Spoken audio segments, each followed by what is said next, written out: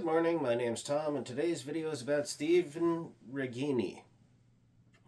Excuse me. Well, he hasn't been a major headline nationally speaking. He has been in the news cycle recently. He was a gentleman, I use that term loosely, in Maine, in a small town, who passed away after a confrontation with police. He got into a lot of trouble, and before he passed, he went on YouTube with his rifle to provide his version of events, which was that, he had the police called on him because he had an argument with his wife, and then he started talking a whole bunch of nonsense.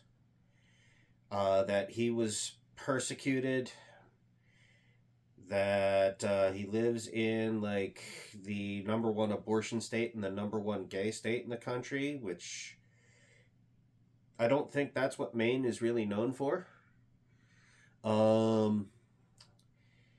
He, said, he was in a shootout with police because of this persecution, that he's been out of work for a year because of this persecution. Wokeism and DEI is destroying his life. And, he's doesn't understand what the world's coming to. The police are coming after a good man like him when there's Democrats out there.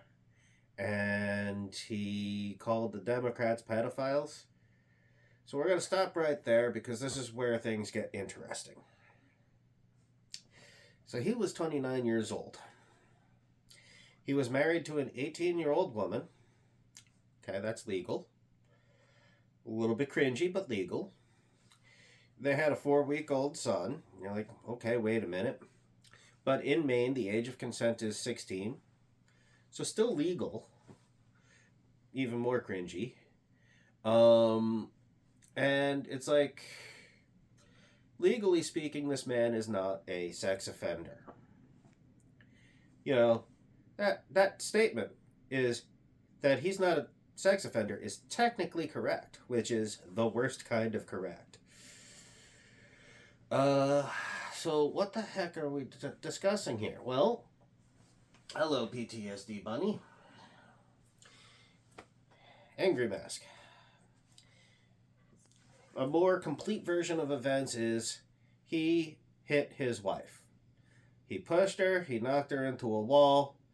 She called the police. By the time they got there, she was outside.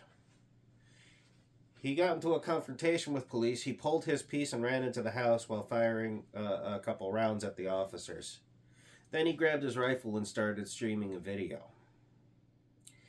And the whole time he was wearing his angry mask. All that nonsense was just distractions to avoid having to deal with his own problems, which were leaking out into the video, talking about how he's been out of work for a year. Oh, that's a failure he doesn't want to, of his own, that he doesn't want to confront. Blame wokeness. He had the police called on him because he was in an argument with his wife. He hit his wife. But, okay, it's not his fault. There's abortion out there, and there's other bad things, and he loves his wife. And why are the police coming after him? He's a victim. And I'm certain that there's a lot more going on with this guy than, PTSD. But there was an angry mask on display in this video. What's up with all the politics? Well, that's a favorite mask for people with problems that they're avoiding. All of that stuff is actually intended to take advantage of people with those problems, all those narratives. There was not an original thought in his head in any of that. Now, all politicians put out narratives that are meant to pull at your heartstrings. But all of that stuff was absolutely geared towards taking advantage of people who have serious emotional anger problems, the outrage cycle. And while it kind of unites people behind the person giving them that narrative, it also makes your problems worse. And in extreme examples like this is where that can end up. In the end, he made a run for it. He killed a police dog.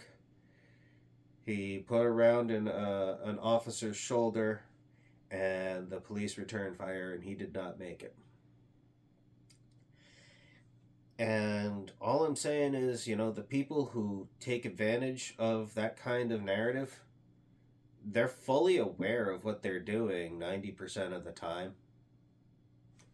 And I also happen to have noticed some of the people who've made it into those political circles as elected officials are victims of that narrative.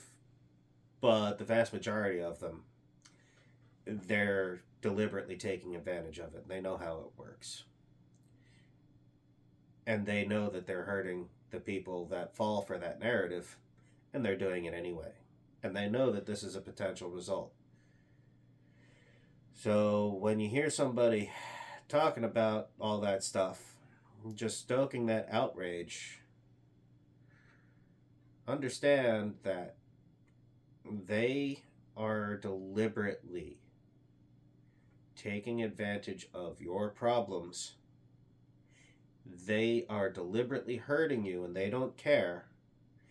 And if and when somebody falls down that spiral to the point where Stephen Righini got to, it'll just be like January 7th all over again, where a guy got in front of a camera and said, "Those aren't my people. I don't know them."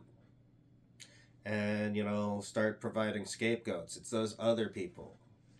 Those other people did it. They're not my people. Like, share, and subscribe. Let me know what you think in the comments. Have a great day.